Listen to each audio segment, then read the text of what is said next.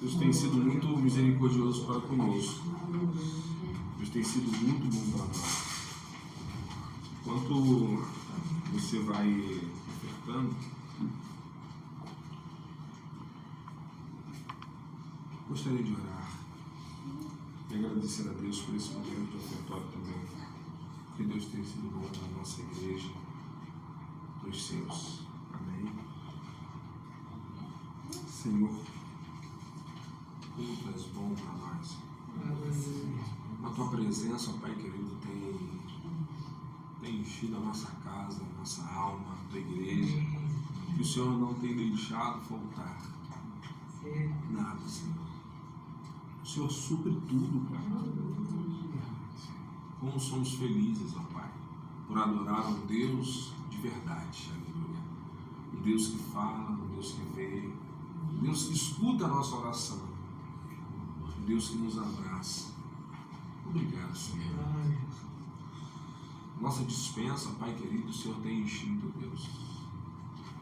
Mas eu não posso deixar aqui de orar somente por nós. Mas sabemos que tem outras pessoas, ó Pai, além de nós aqui, que precisam, Senhor, do apoio da Tua igreja. A gente precisa ajudar outras pessoas, outros pastores, outras igrejas, junta missionária, entre outras igrejas, ó Pai, que fazem missões. Pai, nos ajude, quebranta o nosso coração, para que possamos ajudar, ó Pai, essas pessoas, ajudar, ó Pai querido, outras igrejas, outros pastores que muitas das vezes passam por tantas lutas, às vezes não conseguem, Deus, cumprir em algum momento, ó Pai, seja com cesta básica, seja, Pai querido, com aluguel. A gente sabe que é difícil a Tua obra, e não é fácil, mas nós não podemos olhar para trás. É o Senhor que fala aqui, aquele que coloca a mão no arado, não olhe para trás. Senhor, que esses homens, ó Pai, que estão olhando para trás, ó Deus, façam eles enxergarem, ó Deus, que a Tua palavra que sustenta.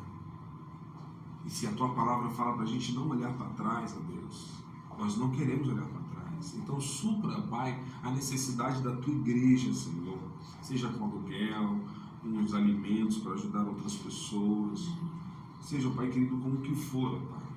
Não deixa faltar, Senhor, nada. Senhor, também nos abençoe para que possamos abençoar, ó Pai querido, os vizinhos da nossa casa, abençoar os irmãos da nossa igreja também. Pai, abra, Senhor Jesus Cristo, a nossa mente para que possamos entender, Senhor, que precisamos estender as mãos, porque um dia, Senhor, alguém estendeu para nós. Amém. Jesus Cristo justo, e queremos passar isso adiante. Então, Senhor, abençoe, Senhor, as pessoas que puderam ajudar nesta manhã, aquelas também que não puderam, eu peço a Ti, Senhor, faça a Tua vontade, do mesmo modo que aquele que ajudou. Senhor, possa gerar consciência em nossa mente. Em nome de Jesus, Pai, e que a Tua palavra possa penetrar nos nossos corações. Essa oração de gratidão a Ti pelas ofertas. Amém.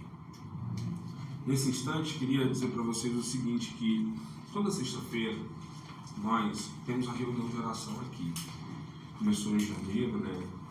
E Deus tem respondido às nossas orações. Podem se sentar. E por Deus estar respondendo às nossas orações, queria aqui agradecer a Deus pela vida do nosso irmão Marcos. Ele tinha falado que não sabia se ia vir. Pastor Mariano, pela sua vida também. E Deus respondeu às nossas orações. Sexta-feira nós liberamos aqui palavras diante de Deus de fé realmente. A Bíblia fala sobre a oração da fé, não é verdade?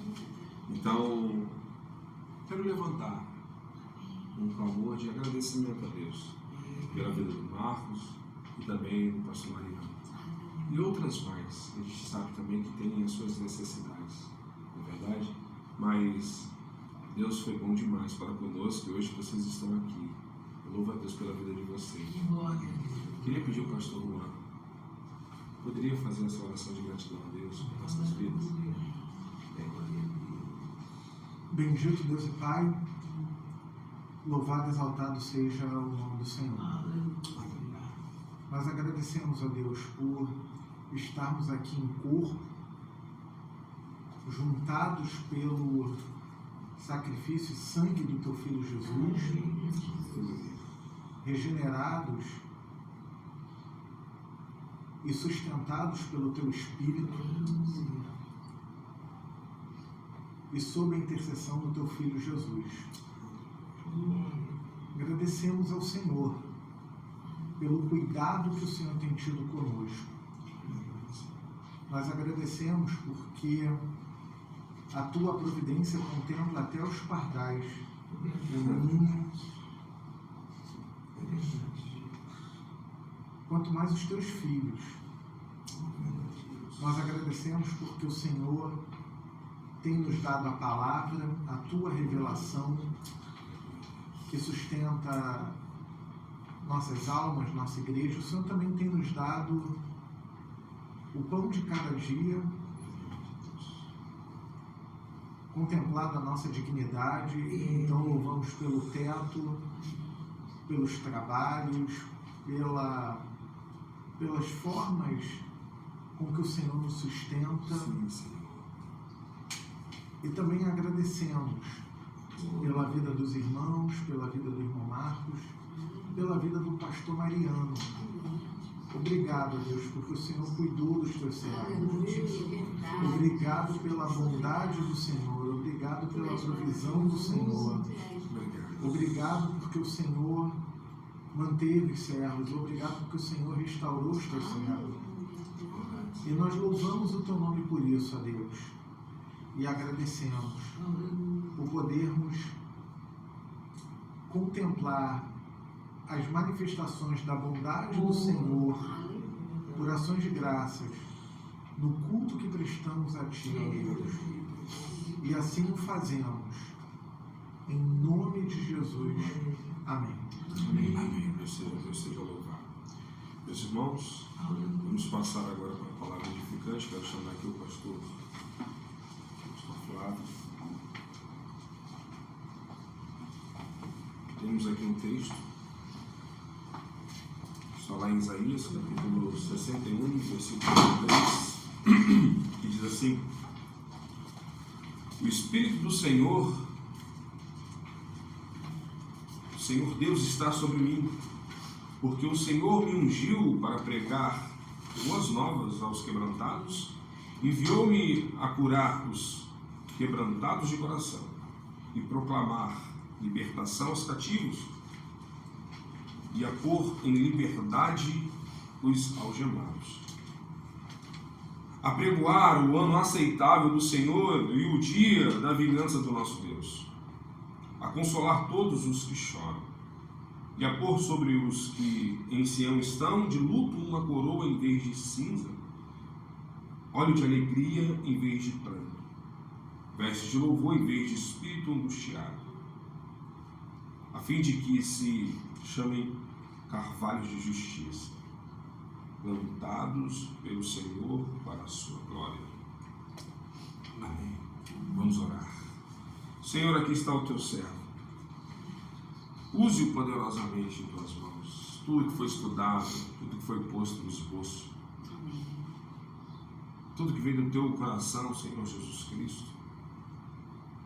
Ó Deus, oramos em nome de Jesus, pedindo para que toque, Senhor, na boca do Teu Filho. Fale através dele, Senhor, para a Tua igreja nesta manhã. Alimente cada um que se encontra aqui. Esse corpo precisa de alimento, alimento espiritual, o pão vivo que desce do céu, a água viva. Senhor, em nome de Jesus, fala com a Tua igreja através do Teu Filho, que Tuas mãos poderosas possam guiar cada instante, cada momento desta pregação. Gere arrependimento, consciência, gere alegria, gere, Pai querido, um espírito na vidas através da tua palavra. Use poderosamente mais uma vez o teu filho para falar conosco. Em nome de Jesus. Amém, Jesus.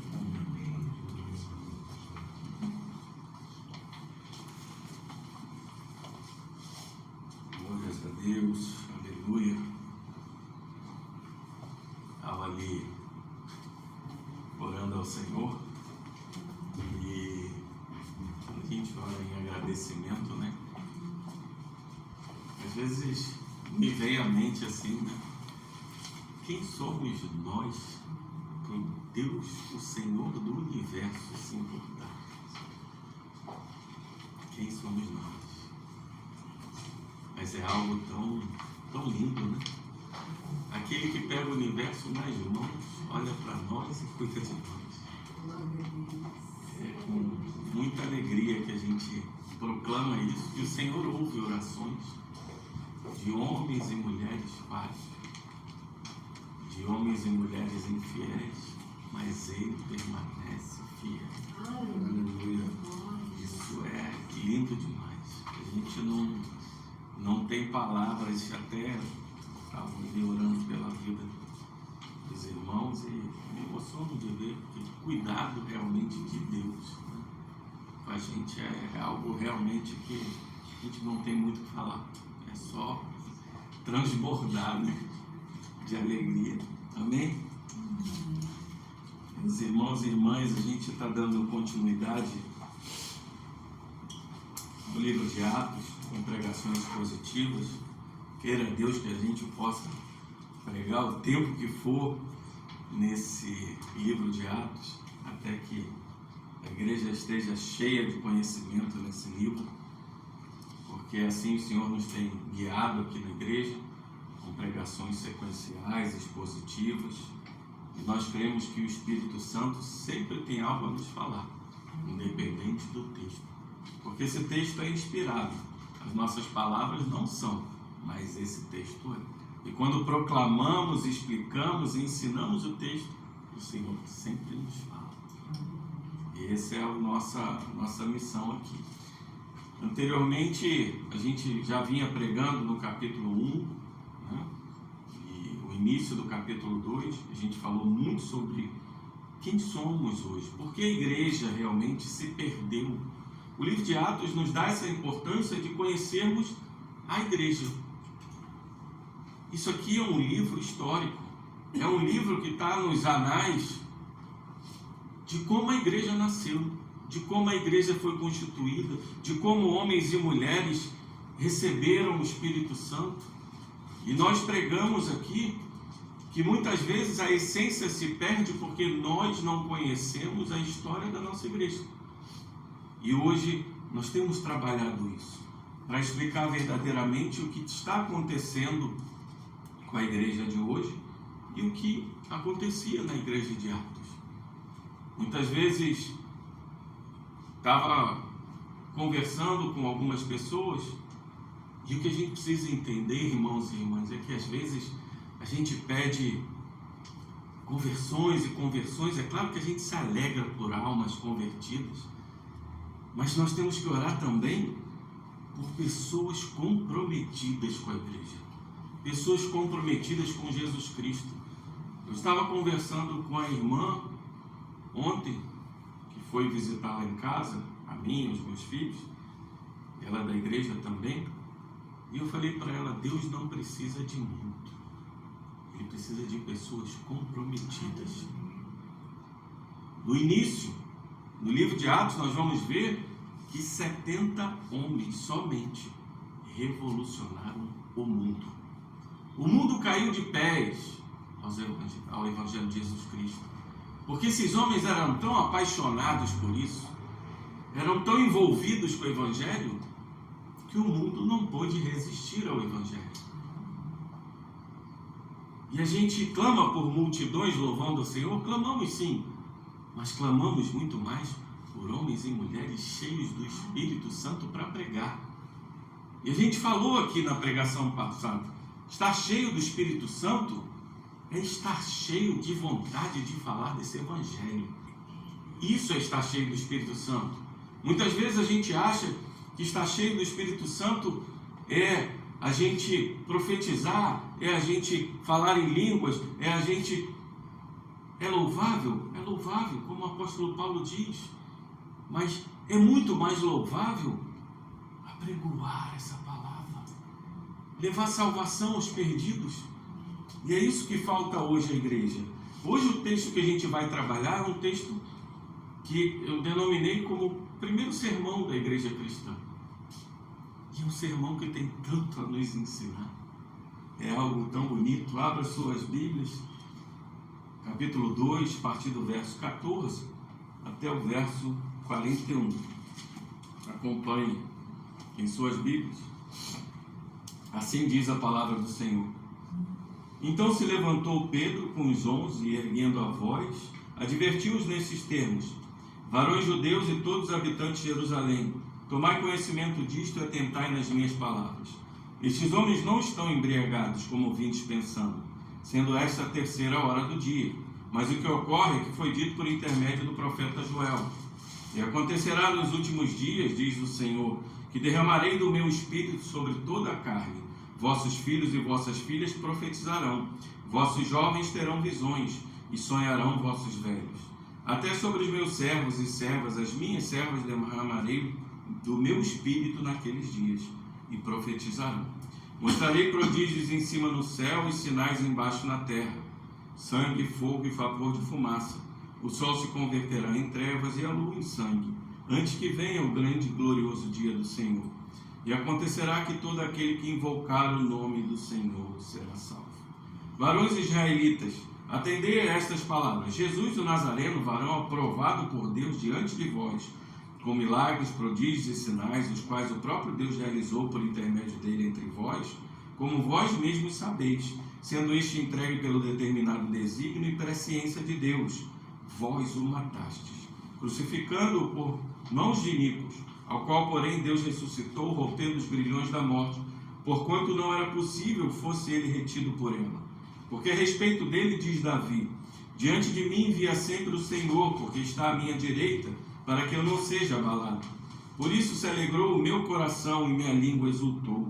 Além disto, também a minha própria carne repousará em esperança, porque não deixarás a minha alma na morte, nem permitirás que o teu santo veja corrupção. Fizeste-me conhecer os caminhos da vida, encher-me-ás de alegria na tua presença. Irmãos, seja-me permitido dizer-vos claramente a respeito do patriarca Davi, que ele morreu e foi sepultado, e o seu túmulo permanece entre nós até hoje. Sendo, pois, profeta e sabendo que Deus lhe havia jurado que um dos seus descendentes se assentaria no seu trono, prevendo isto, referiu-se à ressurreição de Cristo, que nem foi deixado na morte, nem o seu corpo experimentou corrupção. A este Jesus Deus ressuscitou, do que todos nós somos testemunhas. Exaltado, pois, à destra de Deus, tendo recebido do Pai a promessa do Espírito Santo, derramou isto que vedes e ouvis. Porque Davi não subiu aos céus, mas ele mesmo declara: disse o Senhor ao meu Senhor: assenta-te à minha direita, até que eu ponha os teus inimigos por estrado dos teus pés. Esteja absolutamente certa, pois toda a casa de Israel, que a este Jesus, que vós crucificastes, Deus o fez Senhor e Cristo. Ouvindo eles estas coisas, compungiu-lhes o coração e perguntaram a Pedro e aos demais apóstolos: que faremos, irmãos? Respondeu-lhes Pedro: arrependei-vos, e cada um de vós seja batizado em nome de Jesus Cristo, para a remissão de vossos pecados, e recebereis o dom do Espírito Santo. Pois para vós outros é a promessa, para vossos filhos e para todos os que ainda estão longe, isto é, para quantos o Senhor nosso Deus chamar. Com muitas outras palavras deu testemunho e exortava-os, dizendo: salvai-vos desta geração perversa. Então os que lhe aceitaram a palavra foram batizados, havendo um acréscimo naquele dia de quase 3.000 pessoas. Amém. Como esse texto é importante, como esse texto é lindo. A gente presta atenção nesse sermão de Pedro. E o mais interessante, quando a gente começa a olhar para esse texto, é que ele se inicia de uma forma que diz assim: então Pedro se levantou com os apóstolos. Muitas vezes nós podemos achar que ele levantou porque ele estava sentado. Mas essa palavra aqui tem um significado muito grande. Quando Pedro se levanta com os apóstolos, é como se ele tivesse se colocado em uma posição de autoridade, uma posição de liderança. E é interessante que a Bíblia vai nos falar Pedro e os apóstolos, demonstrando que Pedro, nesse momento, tinha liderança. Uma liderança que ele assumiu imediatamente após aquele Pentecostes. E como eu falei aqui anteriormente, quando o Espírito Santo desce sobre aquelas 120 pessoas, elas começam a falar em outras línguas, em línguas maternas dos judeus que visitavam Jerusalém para pregar o Santo Evangelho. O Espírito enche aquelas pessoas, da mesma forma, enche Pedro e os apóstolos, para que Jesus fosse proclamado. Essa é a função do Espírito Santo. Nós falamos aqui anteriormente, como estávamos pregando ali em Atos 1, que J.I. Packer, um grande teólogo do século XX, vai dizer que o Espírito Santo tem o ministério do holofote. Holofote porque ele ilumina a Cristo. O Espírito Santo, ele sempre ilumina alguém. E esse alguém é Jesus Cristo. Ele veio para nos mostrar, nos consolar, nos confortar e nos dar o conhecimento que Cristo pregou na terra. E como um holofote, ele ilumina as palavras de Cristo no nosso coração. E é interessante que Pedro se levanta com os apóstolos e ele começa a explicar algo que aqueles céticos tinham falado. Porque no verso 13 vai dizer: outros, porém, zombando, diziam: estão embriagados. Mas olha que interessante, Pedro não perde tempo com essas bobagens, porque ele sabe que ele tem algo muito mais importante a falar. Ele apenas mostra que o ceticismo deles é tão irracional, porque eles achavam que essa fé em Jesus Cristo era irracional. Mas Pedro rebate eles, dizendo que eles são tão irracionais, dizendo: atentai bem nas minhas palavras, esses homens não estão embriagados, como ouvintes pensando, sendo esta a terceira hora do dia. A terceira hora do dia, em suma, vamos dizer que seriam 9 horas da manhã, mas isso dependia muito da época, porque no inverno os dias eram mais curtos, no verão os dias mais longos. Aqui na última semana de maio, geralmente em Pentecostes, praticamente 8 horas da manhã. E Pedro diz para eles assim: vocês acham verdadeiramente que os judeus, homens piedosos, em época de festa, que só fazem a sua primeira refeição em torno de meio-dia, estariam embriagados às 8 horas da manhã? E Pedro não perde mais tempo. E ele avança dizendo: mas o que ocorre é dito pelo profeta Joel. É interessante que ele chama varões judeus, companheiros judeus. Um pouco mais à frente ele vai chamar homens de Israel, no verso 22. E no verso 36 ele vai dizer: irmãos. Pedro começa a trabalhar com eles, trabalhar o orgulho daquele povo e dizer: companheiros judeus, vocês que são o povo da aliança, preste atenção. Pedro aprendeu bem com Jesus. Como Jesus fazia? Ele pegava porções da Escritura e começava a ensinar, a explicar. E Pedro pega uma porção da Escritura, cheio do Espírito Santo, que ele tinha sido revestido de poder, ensinamento, de glória de Deus, e começa a dizer: isto foi dito pelo profeta Joel, que nos últimos dias o Senhor que derramaria do Espírito sobre toda a carne, vossos filhos e vossas filhas profetizarão, vossos jovens terão visões e sonharão os vossos velhos, até sobre os meus servos e sobre as minhas servas derramarei do Espírito naqueles dias e profetizarão. Olha que interessante, meus irmãos. Pedro já começa, sem perder tempo, a citar a Escritura. isso já quer nos dizer algo. Pregação não é palco para se apresentar. Pregação não é algo para a gente contar os nossos feitos. Tem dias para isso. Dias de ações de graças, outros dias, em outros cultos. O domingo é feito para adorar ao Senhor, para apresentar esse evangelho. E Pedro não perde tempo e apresenta logo o texto de Joel. E começa a aplicar o texto. E começa a dizer: olha, meus irmãos, lá no Antigo Testamento, vocês conhecem a palavra. Vocês são judeus, companheiros judeus piedosos. E a palavra diz que nos últimos dias isso aconteceria. Seus filhos e filhas profetizarão. Aqui a palavra profetizar não tem muito a ver com a palavra profetizar do Antigo Testamento.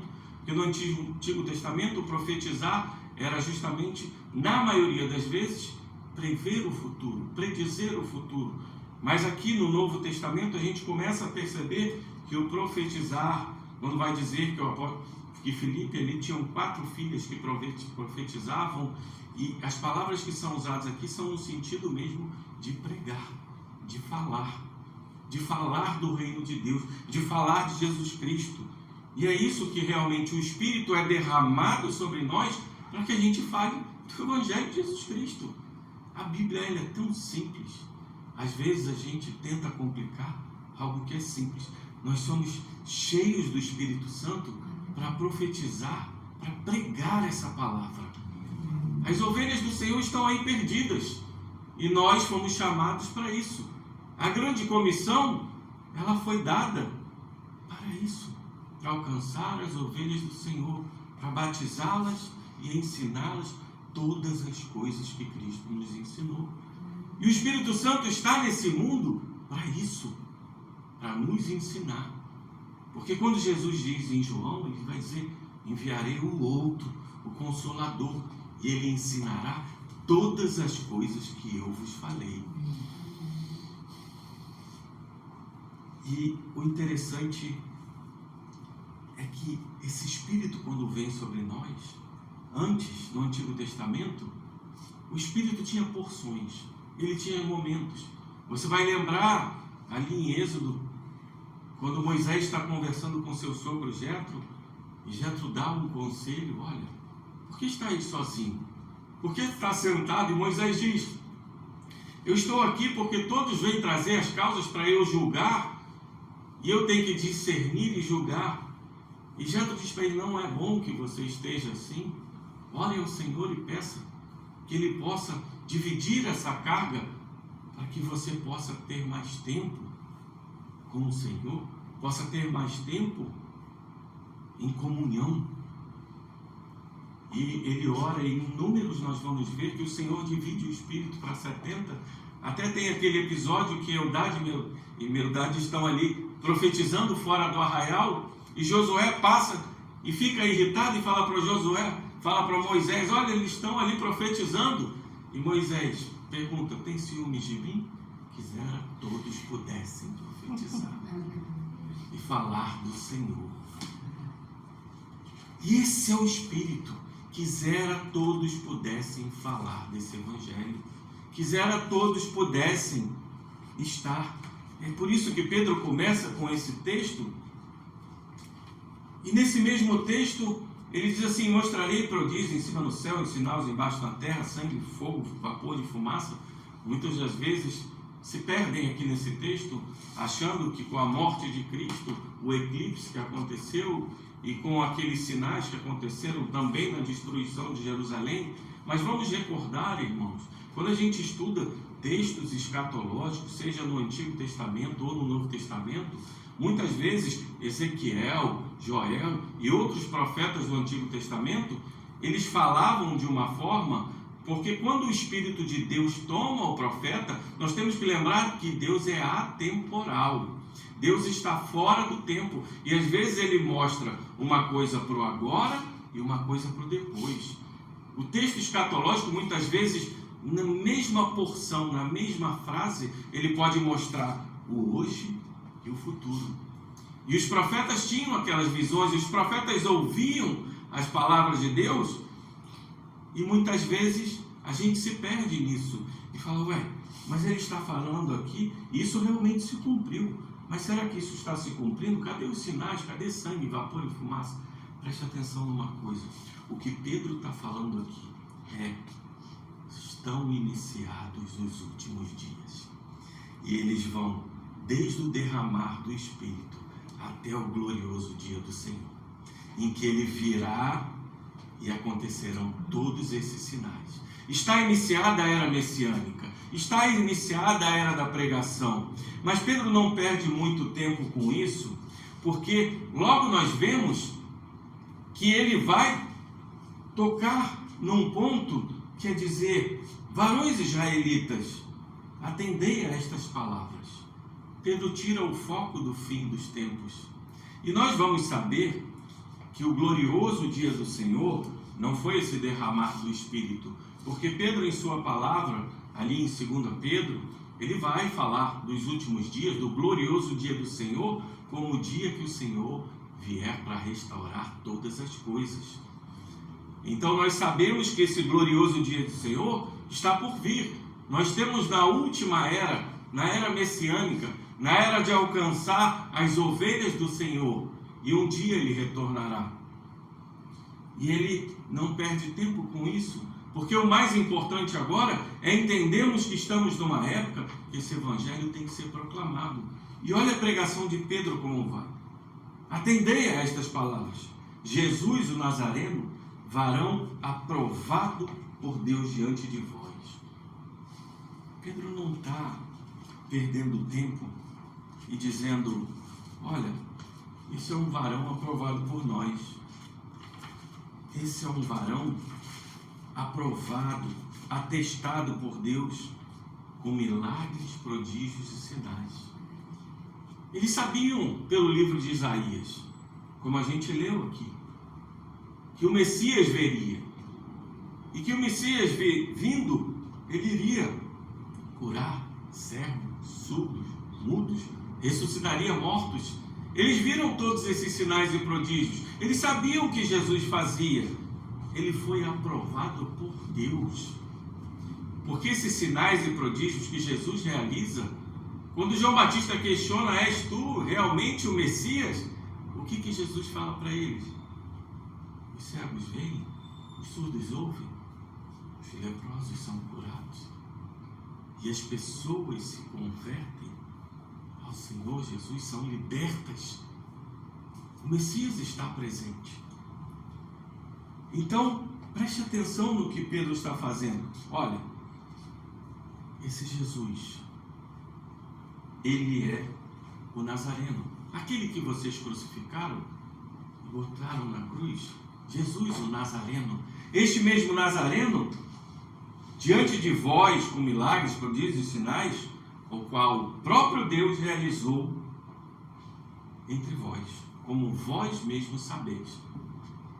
Primeiro ponto de uma pregação, ele está falando do propósito de Deus. Mas Pedro, em sua essência, já começa com uma pregação cristocêntrica. Ele cita a Escritura, mas ele não fica naquele texto. Ele pega aquela Escritura e diz assim, agora eu vou dizer, é Cristo.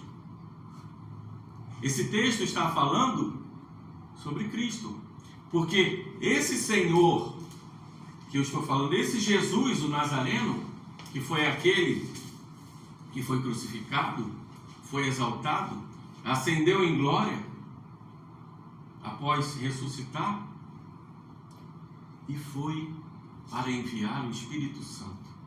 Vocês acabaram de ver aqui. E olha que interessante que ele continua dizendo, sendo este entregue pelo determinado desígnio e presciência de Deus. Vós o matastes, crucificando-o por mãos de iníquos. Propósito designado. Isso claramente está definido. E nós conhecemos pela Escritura, que a Escritura vai nos dizer que o Cordeiro está morto desde antes da fundação do mundo. Lá na eternidade, Pai, Filho e Espírito já tinham esse plano de salvação. já tinham esse plano de justiça, já tinham esse plano de amor, porque sabiam que a humanidade iria precisar de salvação. Esse é o propósito de Deus, essa prestação de contas. E é interessante que ele fala que ele foi entregue determinado desígnio de Deus. Muitas vezes a gente para e fala assim, a pré-ordenação de todas as coisas é algo que muitas vezes mexe com a gente, né? Mexe com o nosso orgulho.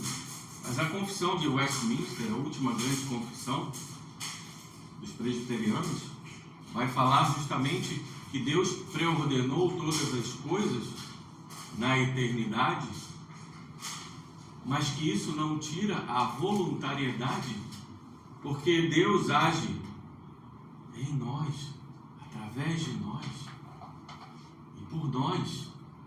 E o grande exemplo disso é José. Quando ele fala para os irmãos, perdoam-nos porque nós fizemos mal, e ele responde, vocês intentaram mal contra mim, mas Deus transformou o mal em bem. E assim é o nosso Deus, porque apesar de nós, apesar das coisas estarem pré-ordenadas, o caminho está feito, ele respeita a nossa livre agência, a nossa livre vontade, mas vai nos endireitando em nossos caminhos, vai nos colocando nos eixos, porque essas coisas têm que acontecer. E se ele falou que vai acontecer, é porque vai acontecer, apesar de nós. Quando nós entendemos isso, a nossa mente desbloqueia. Ela desbloqueia porque nós paramos e falamos assim, se eu fosse fazer um plano, esse plano seria falho. Mas Deus fez um plano, e esse plano é perfeito. Eu sei que eu vou falhar, eu sei que eu vou errar, mas eu sei que Ele vai me consertar. Porque aquele que começou a boa obra, há de terminar. Essa é a nossa segurança. E é tão bom ouvir que Jesus foi entregue. Jesus se entregou voluntariamente. O Pai entregou o seu próprio Filho. Deus entrega Jesus, o Nazareno, para a cruz. Deus entrega porque sabíamos que nós seríamos incapazes de cumprir a justiça de Deus. Era necessário que Deus descesse dos céus, encarnasse, para que toda a justiça fosse cumprida. Assim como Jesus falou para João Batista, toda a justiça precisa ser cumprida. E o homem jamais cumpre. Mas aquele que se fez homem não deixou de ser Deus, para que essa justiça de Deus fosse cumprida. Esse é o entendimento desse evangelho lindo. Porque nós vamos ver, estávamos conversando ali com o pastor Juan, muitas vezes as igrejas ensinam que a Bíblia é um manual de vida para o cristão. Não. A Bíblia tem códigos de ética e conduta, tem maravilhosos, lindos, que nos ensinam a viver em santidade. Mas a Bíblia é o livro que nos apresenta quem nós somos e quem Deus é. A Bíblia apresenta para nós que o homem segundo o coração de Deus era um adúltero e assassino. A Bíblia apresenta para nós que o homem mais sábio de todas as eras morreu em idolatria, morreu com concubinas, amantes, mulheres, quase 1000, se perdeu. A Bíblia nos mostra que Pedro negou 3 vezes Jesus. A Bíblia nos mostra que Adão e Eva falharam, que Sansão falhou, que tantos outros falharam, mas que Deus continua o mesmo. E a Bíblia vem para nos apresentar que esse Deus, esse Jesus, é fiel, é firme, tem caráter, tem atributos e é imutável. É tão bom ouvir isso. Deus é imutável, porque apesar de nós, Ele não vai mudar. Deus não é homem para mentir. E se Ele nos prometeu, Ele vai cumprir. E é sobre isso que a Bíblia fala. E Pedro vai continuando, o qual, porém, Deus ressuscitou, rompendo os grilhões da morte, porquanto não era possível que ele fosse retido por ela.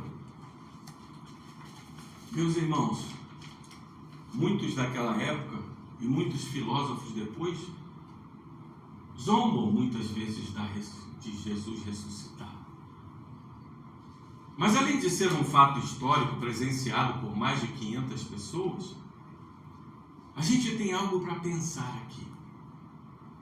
Porque nós sabemos, através de Gênesis 3, que a morte entrou no mundo pelo pecado do homem. Senão a morte não estaria no mundo. E se a morte entrou pelo pecado, olha o que Pedro vai dizer: rompendo os grilhões da morte, porquanto não era possível fosse ele retido por ela. Você sabe o que Pedro está dizendo para nós? Pedro está dizendo assim: olha, a morte entrou pelo pecado, mas Jesus, o Nazareno, viveu sem pecado. Então ele não pode ser retido por ela, porque a morte é só para quem tem pecado. E ele não tem pecado, ele não pode ser retido por ela. Isso é muito mais forte você entender, porque você não quer crer que ele possa ressuscitar porque ele é um homem, mas eu digo para você que ele é Deus e não pecou, e ele não pode ser retido pela morte. Glória a Jesus.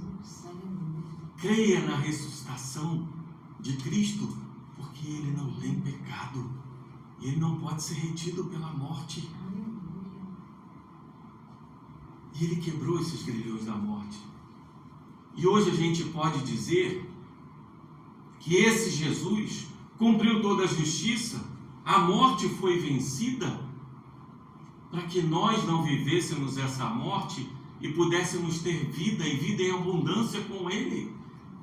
Essa é a beleza do Evangelho. É porque nós estamos destinados à morte. O homem não foi criado para a morte, mas o homem buscou morte. Por isso que Provérbios vai dizer que há caminhos que são bons aos olhos dos homens, mas são caminhos de morte. E Jesus vai justamente usar essa palavra: eu sou o caminho. Vocês têm caminhos de morte, mas eu tenho o caminho, porque eu sou o caminho, a verdade e a vida. Quando Jesus fala eu sou o caminho, a verdade e a vida, ele está dizendo para você assim: eu sou o caminho que leva à verdade, e a verdade te traz vida, e vida em abundância. É isso que Jesus fala, é isso que Jesus traz. Mas estes homens, ainda não entendendo quem Jesus é, Pedro volta novamente ao texto e diz assim: porque a respeito dele diz Davi: diante de mim via sempre o Senhor, porque está à minha direita, para que eu não seja abalado. Por isso se alegrou o meu coração e a minha língua exultou. Além disto, também a minha própria carne repousará em esperança. Davi está dizendo nesse salmo, sim, que ele está tranquilo, porque ele sabe que Deus está à direita dele, que ele dorme em segurança, que ele repousa em segurança, porque Deus está com ele. Essa citação de Salmo 16, verso 8, ele está falando que na presença de Deus, ele é seguro, ele é tranquilo. Deus se descreve como protetor de Davi. E por isso que ele diz: a minha língua exultou. Além disso, a minha própria carne repousará em esperança. É como se Davi estivesse dizendo: o meu corpo descansará seguro. É interessante você lembrar que nós olhamos para Jesus, o Nazareno, como crucificado, como nosso Messias, como nosso Salvador, mas no Antigo Testamento, esses homens e mulheres usados por Deus, eles tinham a visão do Messias, porque não há outra forma de entender e proclamar e profetizar 1000 anos antes, como Davi, de algo que aconteceria sem olhar para o Messias. E eu creio que Deus apresentava a esses homens o Messias. E é interessante que os judeus poderiam contestar, dizendo: esse texto não é messiânico. Davi está falando dele. Porque não deixarás a minha alma na morte, nem permitirás que o teu santo veja corrupção. Fizeste-me conhecer os caminhos da vida, encher-me-ás de alegria na tua presença. E aí ele pega esse texto e fala: irmãos, vocês conhecem o patriarca Davi? Para o povo judeu, quem eram os patriarcas?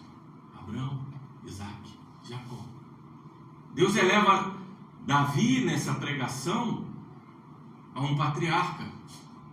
Por que patriarca? Ele era considerado o verdadeiro rei de Israel, aquele em que o seu descendente se assentaria no trono. E Pedro fala: o patriarca Davi.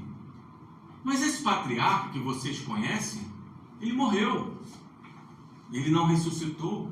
E todos vocês passeiam por Jerusalém, conhecem o túmulo dele, que lá está.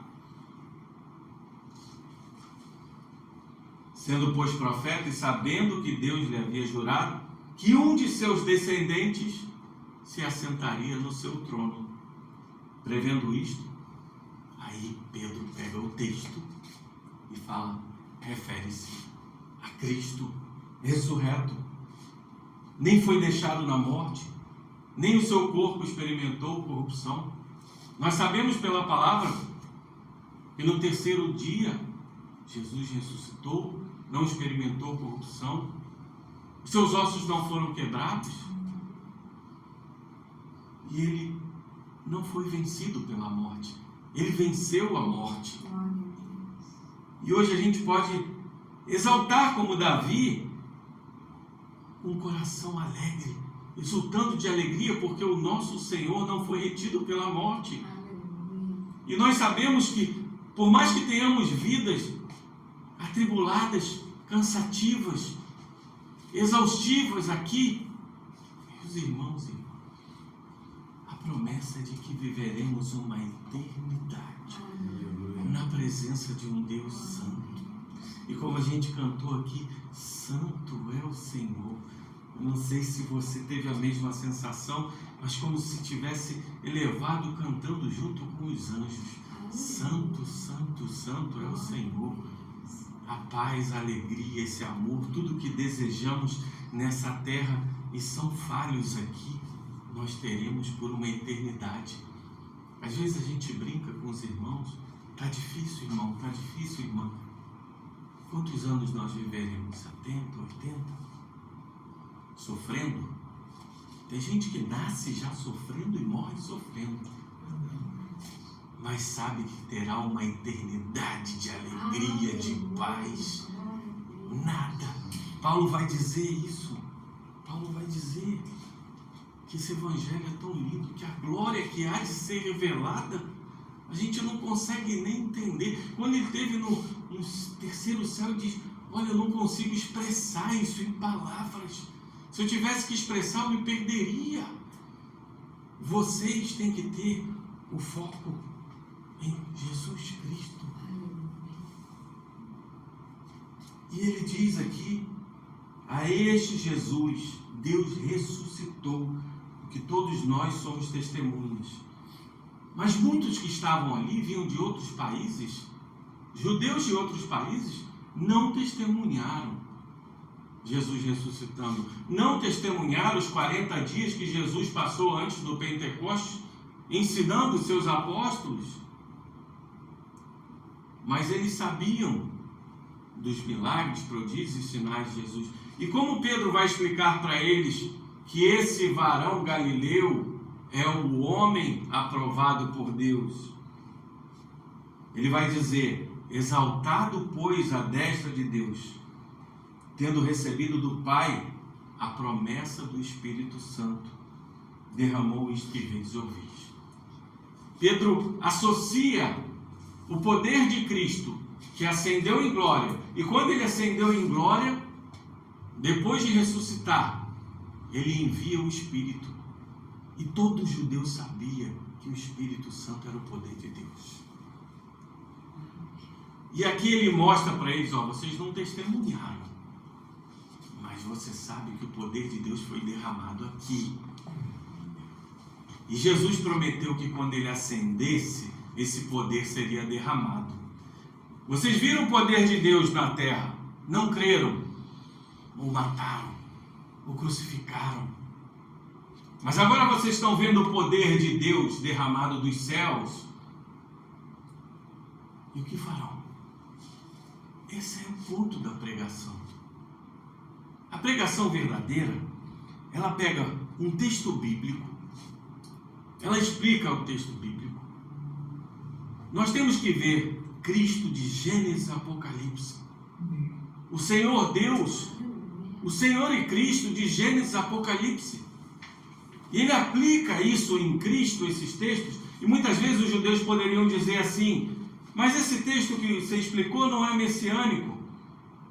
E aí ele vai dizer, porque Davi não subiu aos céus, mas ele mesmo declara. Aí ele vai citar o Salmo 110. E ele diz assim, disse o Senhor ao meu Senhor, assenta-te à minha direita, até que eu ponha os teus inimigos por estrado dos teus pés. Sabe o que Pedro fez aqui? Os judeus, eles têm uma regra de interpretação de texto, quando você pega, por exemplo, esse Salmo 110, que é messiânico, e nós temos um salmo que tem mais ou menos a mesma essência, e fala da mesma coisa, esse também tem que ser messiânico. Isso se chama analogia verbal do judaísmo. E o que Pedro fez foi falando assim, vocês acham que não é messiânico? Então vou te dizer o que Davi falou. O Senhor disse ao meu Senhor, assenta-te à minha direita. Como poderia Davi dizer, o Senhor disse ao meu Senhor? Existe mais um que é Senhor. E esse é o que eu estou apresentando a vocês. Esse é Jesus, o Nazareno, que vocês viram e ouviram. O poder de Deus esteve entre vós. E aí a cabeça do judeu dá um estalo. Pá! Esse texto verdadeiramente fala de Cristo. E aí ele diz, esteja absolutamente certa, pois toda a casa de Israel, que a este Jesus que vós crucificastes, Deus o fez Senhor e Cristo. Todo judeu sabia que a palavra Senhor se referia a Deus. E aqui ele fala Yahweh, Yahvé, como você quer dizer, e Adonai. Ele é Senhor, ele é Messias, ele é Cristo. Ele tem o poder nos céus e na terra. Jesus proclamou isso. Todo poder me foi dado nos céus e na terra. Agora você imagina a cabeça desses homens. Dá um nó. Mas essa é a essência da pregação. É quando o pregador entra com ousadia diante das pessoas. Quiseram todos os pregadores soubessem como é difícil ser ousado nesse mundo espiritual. Porque quando você proclama essa verdade, você não está mexendo só com homens e mulheres céticos, com corações de pedra. Você está mexendo com um mundo espiritual que quer enganar, esconder a verdade das ovelhas perdidas da casa de Israel, de Samaria e dos confins do mundo. E é por isso que nós somos cheios do Espírito, porque essa luta não é contra a carne e contra o sangue. Essa luta é contra as hostes espirituais da maldade.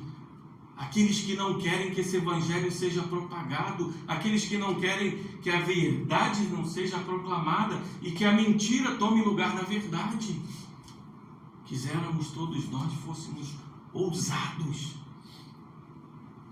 Porque Jesus falou para os seus apóstolos, não tenham medo de ser ousados diante de autoridades, de governantes, porque na hora que vocês forem afrontados, o Espírito falará sobre vós. O Espírito estará dentro de vocês. Não tenham medo de falar desse evangelho. É isso. E Pedro foi ousado, Pedro se levantou, tomou uma posição de liderança, de autoridade, para falar de Cristo, para falar daquele que morreu. Agora olha que ponto interessante. Ele vai dizer assim: vós crucificastes. E é interessante que o texto vai dizer que Jesus foi morto por mãos iníquas. Mas Pedro vai dizer: vós, homens piedosos, crucificaram Cristo. Essa é a essência da pregação. A essência da pregação é quando homens e mulheres pecadores que têm culpa entendem a culpa e sentem culpa. Não sei se você entendeu. Eu vou dar um exemplo aqui. Você tem assassinado uma pessoa como Davi. Você vai para diante do juiz. E o juiz fala: olha, eu tenho todas as provas em minhas mãos. Você foi filmado, o policial viu, todo mundo viu, você assassinou essa pessoa. Qual é a sua defesa? E você pega e diz para o juiz assim: em minha defesa eu digo que não me sinto culpado. O que o juiz vai dizer para você? Você é um tolo. E a essência do Evangelho é fazer com o que Pedro fez, que essas pessoas que são verdadeiramente culpadas, porque todos nós somos culpados de crucificar a Cristo. Se nós fôssemos justos, santos, nós não precisaríamos de um Deus encarnado para que pudéssemos nos salvar. Nós crucificamos Cristo. E quando nós temos consciência dessa culpa, quando o Espírito entra, arrebata nossos corações, e como o texto diz, compungiu-lhes o coração, tirou o coração de pedra, transformou no coração de carne, nós olhamos e falamos: verdadeiramente eu sou culpado. Essa é a diferença entre o que crê e o que não crê. Todos são culpados diante de Deus, mas só o que crê sente o peso da culpa. Só o que crê sabe que ele crucificou Cristo junto com os judeus. Só o que crê sabe que hoje nós vivemos somente pela graça e estaremos no céu somente pela graça. Quando entrarmos no céu, a única coisa que vamos dizer é: foi somente graça.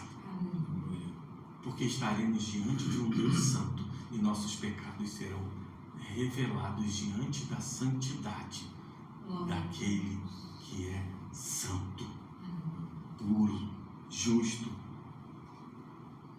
E o texto vai dizendo que, ouvindo estas coisas, compungiam-se no coração e perguntaram a Pedro e os demais apóstolos: que faremos, irmão? Olha a conclusão de uma pregação bíblica. Pedro cita a Escritura. Pedro aplica a Escritura. Ele cita a Escritura, ele explica a Escritura e ele aplica a Escritura. E o Espírito Santo, com o poder da palavra de Deus, entra naqueles corações, porque a palavra vai dizer: compungiu-lhes o coração, arrebatou-lhes os corações, destruiu os corações deles. E eles perguntaram a Pedro: que faremos, irmãos? Perguntou a Pedro para os apóstolos: o que nós faremos agora? A culpa está sobre nós. E Pedro responde-lhes o que João Batista falou e o que Jesus falou: arrependei-vos, porque é chegado o reino de Deus.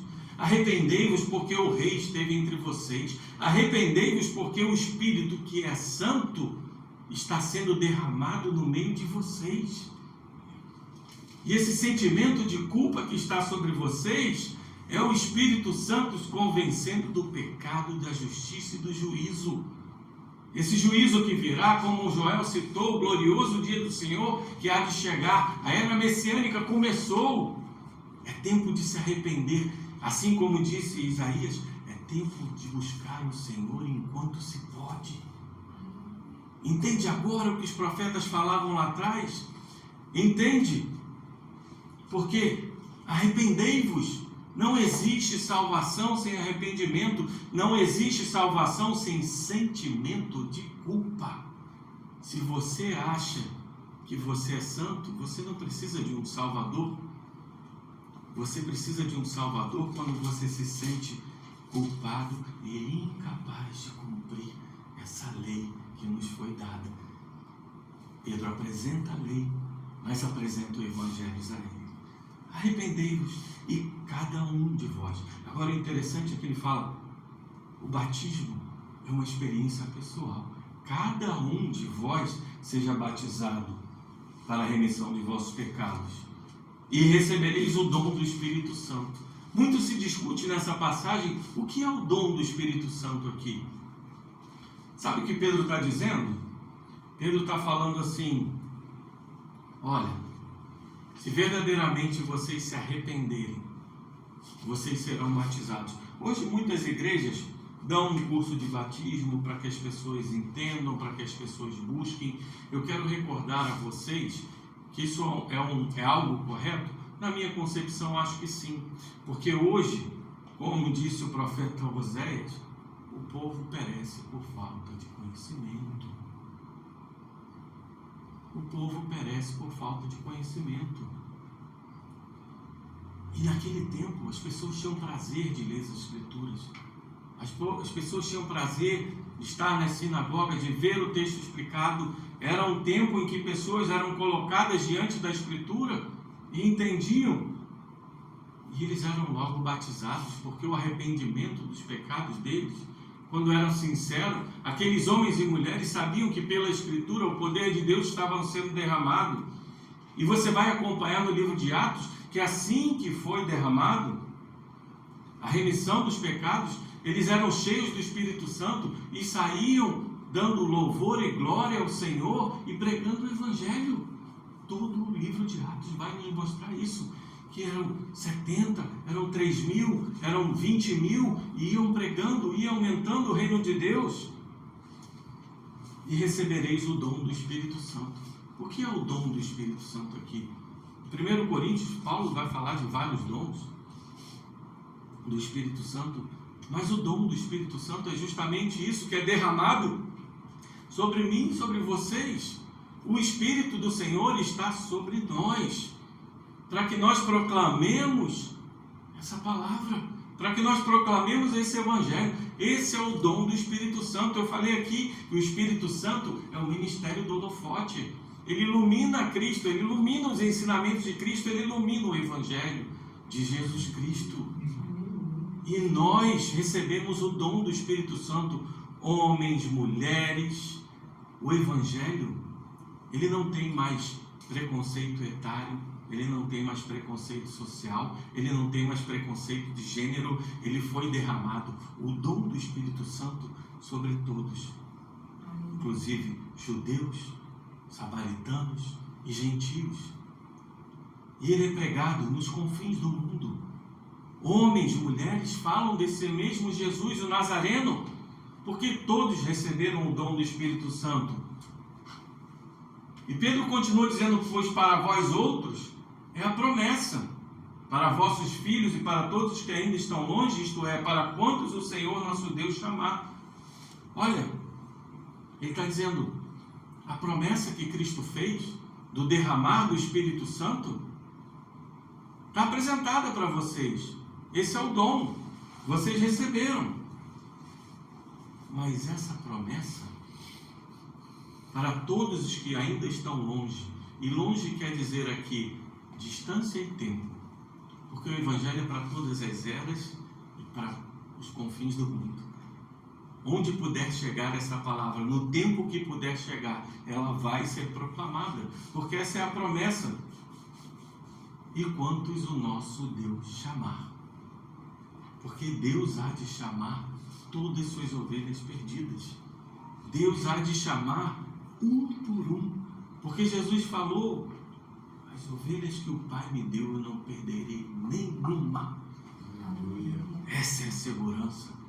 Essa é a coisa linda do Evangelho, porque a igreja do Senhor está separada desde antes da fundação do mundo e Jesus não vai perder ninguém.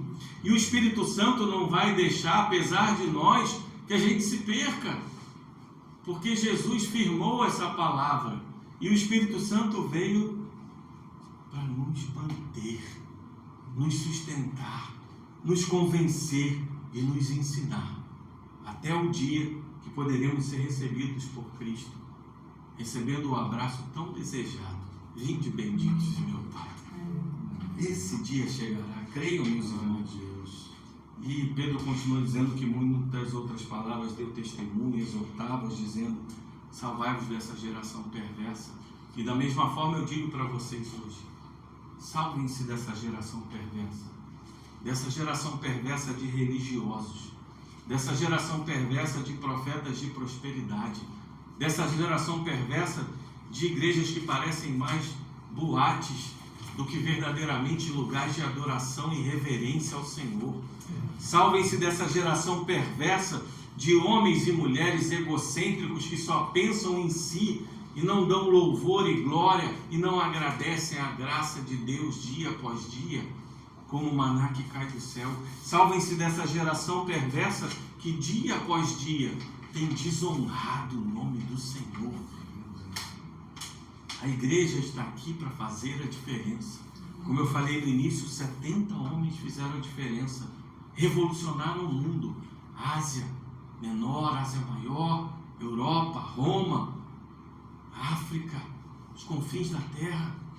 Eles foram, proclamaram, cheios de Deus, e o mundo se rendeu ao Evangelho. Nós crucificamos Cristo, nós sabemos hoje disso, mas nós temos o poder e o dom do Espírito Santo, nós recebemos a promessa de Cristo e nós podemos proclamar esse Evangelho lindo. Esse é o primeiro sermão, é esse sermão que tem que ser pregado, é esse sermão, não tem invenção, é texto bíblico, é explicação do texto bíblico, é enxergar Cristo no texto bíblico e aplicar à comunidade, mostrar à comunidade o quanto nós somos falhos, mas o quanto esse Evangelho é lindo, o quanto esse Evangelho nos apresenta, assim como Pedro apresentou, esse Jesus, o Nazareno. Ele encarnou, ele desceu à terra, ele viveu, ele sofreu, ele morreu, ele foi ressuscitado, porque a morte não pôde reter ele. Ele ascendeu aos céus, foi exaltado e glorificado com a glória que ele já tinha com o Pai antes da fundação do mundo. E de lá, com a promessa, ele derramou o Espírito Santo sobre nós, que recebemos o dom do Espírito, para pregar e falar somente isso: criação, pecado, redenção e consumação. Vivemos na época messiânica. Vivemos na época em que nós sabemos que precisamos de um Salvador, que precisamos de um Cristo, que Ele veio, viveu, morreu e ressuscitou por nós. Ele não conheceu a morte para que nós pudéssemos também não conhecê-la. Ele viveu a nossa morte para que nós vivêssemos a sua vida. Ele se fez homem para que nós pudéssemos ser filhos de Deus. E hoje a gente proclama isso, assim como Davi: a minha língua exulta quando fala isso. Porque a Bíblia, o texto bíblico, tudo fala desse Jesus Nazareno. É isso que a igreja precisa resgatar. É esse tipo de sermão, sermão de salvação, sermão de amor, sermão de um Deus que nos ama apesar de quem nós somos, sermão de um Deus que não nos abandona apesar de nossas falhas, sermão de um Deus que cumpre a sua promessa e que vai colocar a mão sobre nós um dia. que vai cear conosco à mesa. Está escrito no Evangelho que Ele se assentará à mesa conosco, nos servindo. Que coisa mais linda. O Deus de todo o universo pega homens e mulheres tão pequenos, tão sem significado, e Ele diz para nós: eu me importo com os pardais, eu me importo com os lírios do campo, eu não vou me importar com vocês, que eu a tanto amo. É para isso que nós estamos aqui. É para que, assim como Pedro, não importa se você conhece mais ou menos o texto, você recebeu o dom do Espírito Santo. E esse Espírito há de falar, porque muitas vezes nós pensamos assim: ah, mas se eu falar ele não vai se converter. Irmão e irmã, é o poder de Deus que arrebata. Aqui o texto disse: compungiu-lhes o coração. Mas por que compungiu o coração? Pedro falou de Cristo. E só precisamos disso hoje, falarmos de Cristo. E o Espírito Santo faz o resto. O trabalho é dele. Desde o princípio sempre foi dele. Quando homens e mulheres se entregaram a esse Deus maravilhoso, foi o Espírito Santo que abriu-lhes o coração, que convenceu-os da culpa e que fizeram não dobrar os joelhos a Baal, mas dobrar os joelhos ao Senhor e dizer: só o Senhor é Deus. Seja na época de Elias, na época de Sansão, na época de Noé, na época de quem seja, de homens falhos, de mulheres falhas, mas que todos podem dizer: Jesus, assim como Pedro falou, Jesus é Senhor e Cristo. Nós precisamos de um Salvador, e Ele, além de Deus, é o nosso Salvador. Que coisa mais linda, que pregação mais linda de Pedro, que essa essência que a gente tem que resgatar, não só nos púlpitos da igreja, mas nos nossos trabalhos, nas nossas casas, porque quando a nossa língua exulta de alegria de falar: olha, eu já fui um homem perdido, eu já fui uma mulher perdida, mas me encontrei em Cristo. E hoje eu posso dizer com segurança: se você tem medo da morte, a morte não me afronta mais. Assim como o apóstolo Paulo: onde tu estás, ó aguilhão da morte? Porque a morte é lucro para o cristão. O viver é Cristo e o morrer é lucro. Que a gente possa viver o resto de nossas vidas entendendo que a essência desse Evangelho é aquele que estava na eternidade, desceu dos céus, encarnou, viveu, morreu, ressuscitou, ascendeu, foi glorificado, enviou a promessa e está conosco até a consumação dos dias. Não nos perderemos, porque o Senhor é Senhor e Cristo. E aí você me pergunta: pastor, eu posso perder a minha salvação? E assim como o Russell Shedd dizia, depende de quem te salvou. Se foi o meu Senhor, você não se perderá, porque Ele é fiel para cumprir. Louvem ao Senhor, glorifiquem ao Senhor, que suas bocas estejam cheias do Espírito Santo.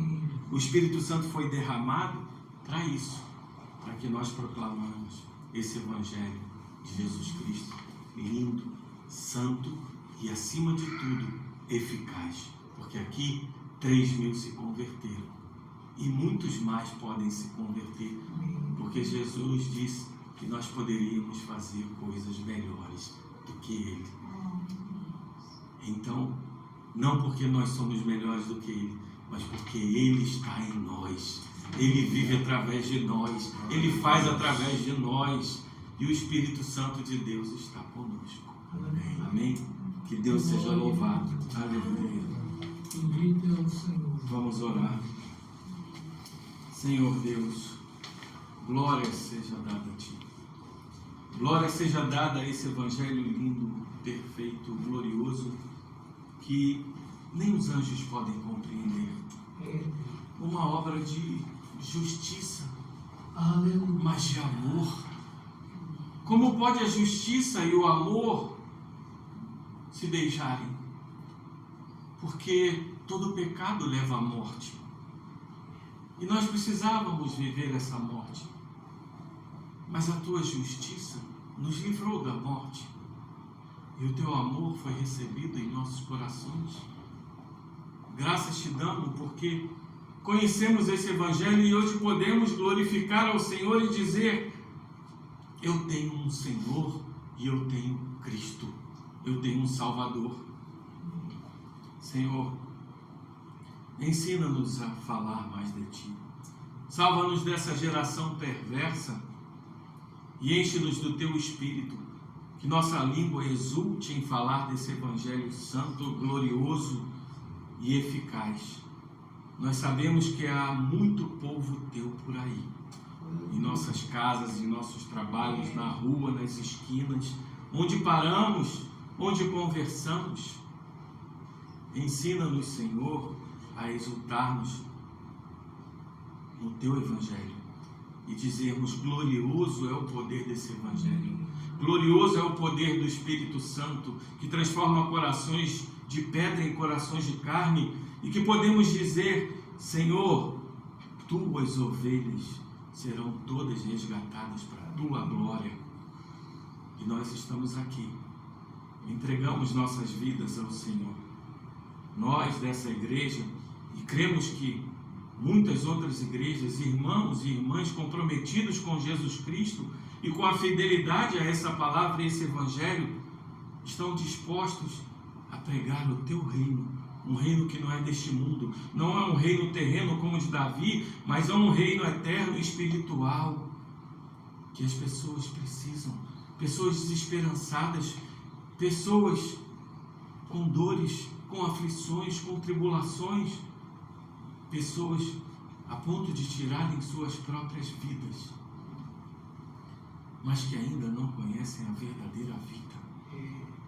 Senhor, que nossos corações, as nossas bocas não mais emudeçam, mas falem mais de Ti, que nossos corações não sejam mais duros, que as nossas lágrimas passem a escorrer mais e chorar por aqueles que choram e se alegrar com aqueles que se alegram, porque o Teu Evangelho se resume na declaração que João fala: Deus é amor, e é esse amor que precisa alcançar corações. Ensina-nos a sermos servos bons e fiéis ao Senhor. Glória seja dada a Ti, em nome de Jesus. Amém. Vamos ouvir um louvor agora.